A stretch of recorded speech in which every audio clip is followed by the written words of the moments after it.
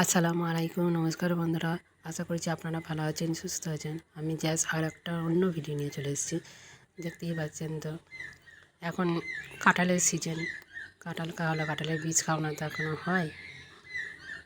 তো কাঁঠালের বীজটা ফুটিয়ে দিয়ে ভালো করে খোসাগুলো ছাড়িয়ে নিলাম, পিস পিস করে কেটে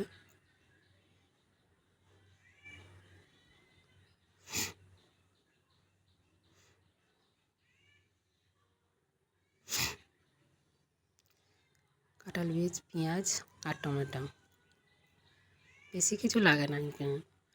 এটা কুকারের মধ্যে তেল দিলাম, তেলটা গরম হয়ে গেলে একসাথে পেঁয়াজ, কাঁঠাল বীজ, টমেটো একসাথে সব দিয়ে দেবো। ভালো করে একটু নাড়াচাড়া করলাম, তারপর একটু নুন আর একটু লঙ্কা গুঁড়ো, আর কিচ্ছু লাগবে না। চাইলে দিতে পারেন, কিন্তু কিছু লাগবে না। দিয়ে ঢাকনা লাগিয়ে দুটো সিটি হয়ে গেলে খুলে দিলাম। তারপরে যেটা তিল বাটাটা অ্যাড করে দেবো, দিয়ে ফুটিয়ে হয়ে গেল রেডি কাঁঠাল বীজ দিয়ে তিল।